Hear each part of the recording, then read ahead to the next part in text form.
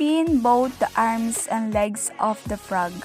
Once it's time to open, the first cut will be through the ventral side of the frog to expose its internal organ.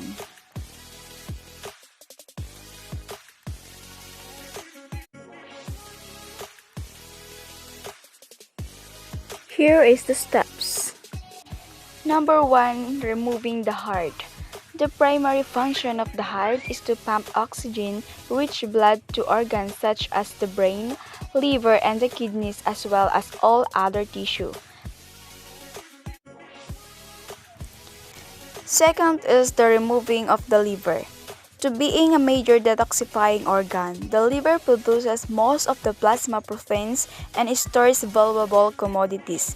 The liver also produces the bile that it is stored in the gallbladder and used in the digestion of fats. The third one is removing the stomach together with the large intestine.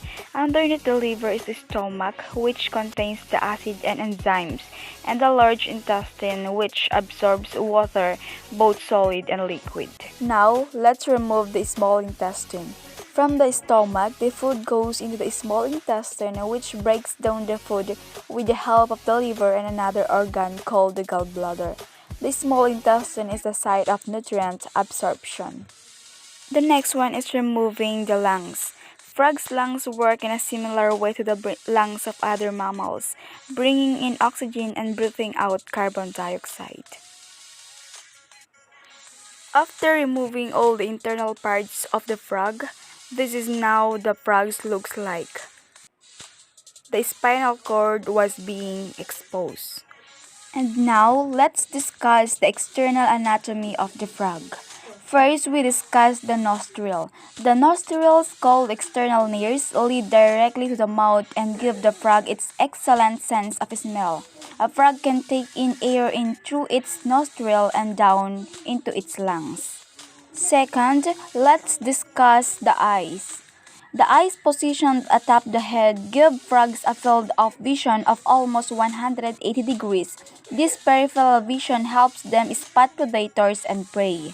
And the third one is the thigh. They use their hind legs mostly to propel themselves through the water while swimming using their front legs to steer.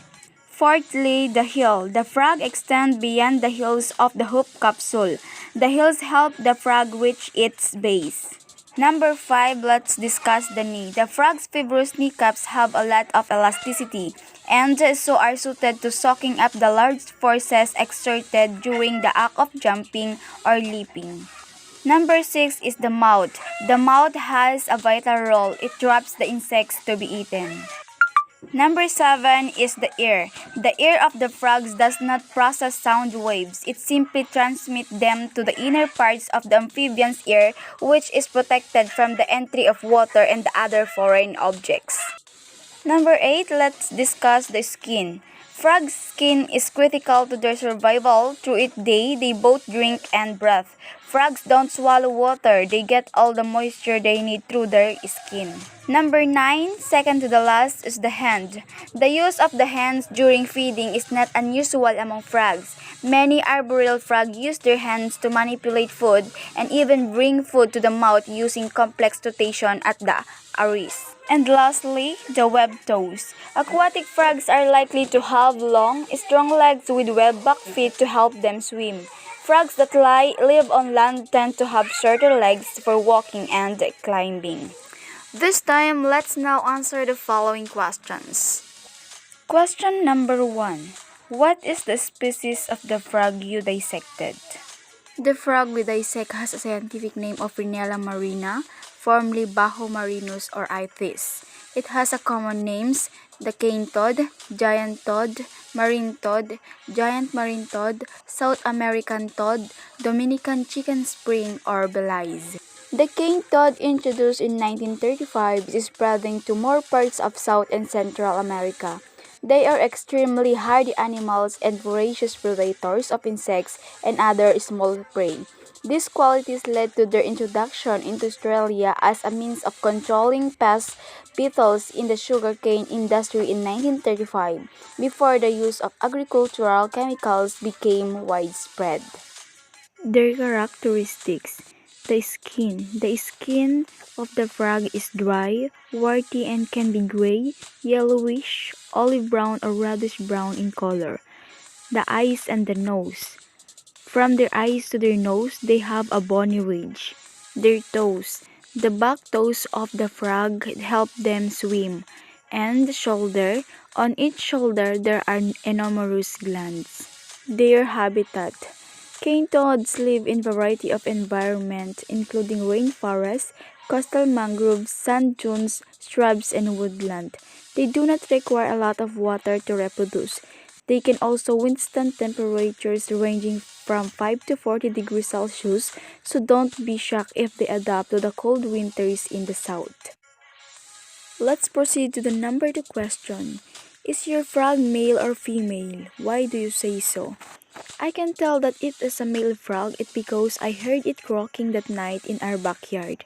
And one sign is that the throat of many male frogs are darker than the females. It has a rough yellow skin indicating that it is a male.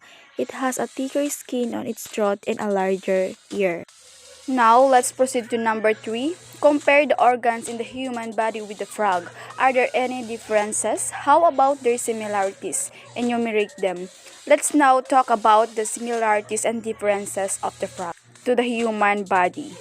Let's now discuss the differences of frogs to the human body. Many differences exist between the human and frog. The digestive systems, such as frogs' two sets of teeth, their sticky tongue, the presence of a shorter small intestine, the cochlea separate from the rectum, and the absence of appendix. Frogs that have several vertebrae and do not have pelvis. They also have structures that you don't see in the human body.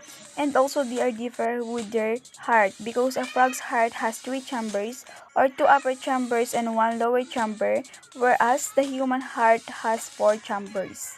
This time we are now talk about the similarities of frogs and to human body. Frogs and humans share the same basic organs. Both have lungs, kidneys, stomach, heart, brain, liver, spleen, a small intestine, a large intestine, a pancreas, a gallbladder, a urinary tract, and a ureter. Males and females of each species have testes and ovaries respectively.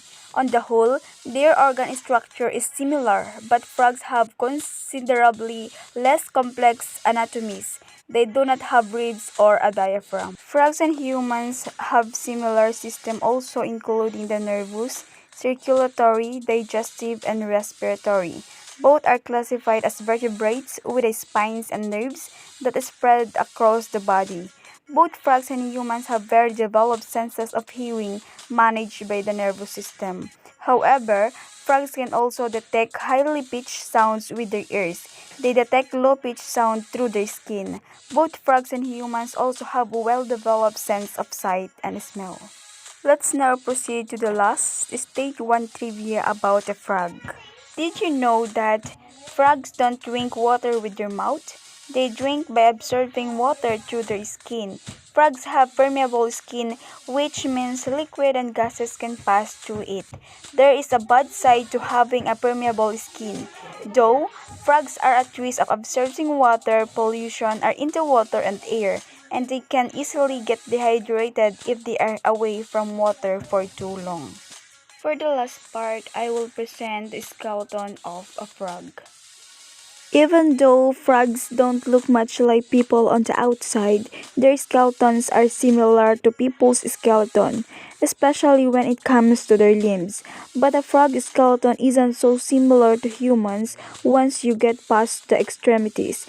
Frogs have skulls but don't have necks, so they can turn, lift, or lower their heads like people can. A frog also doesn't have ribs. The rib-like structure you can see in the picture above are part of its spine. A frog's pelvis can slide up and down its spines, which may help it jump. The vertebrae at the bottom and the end of the spine are fused into one bone called the urostyle. Frog dissection.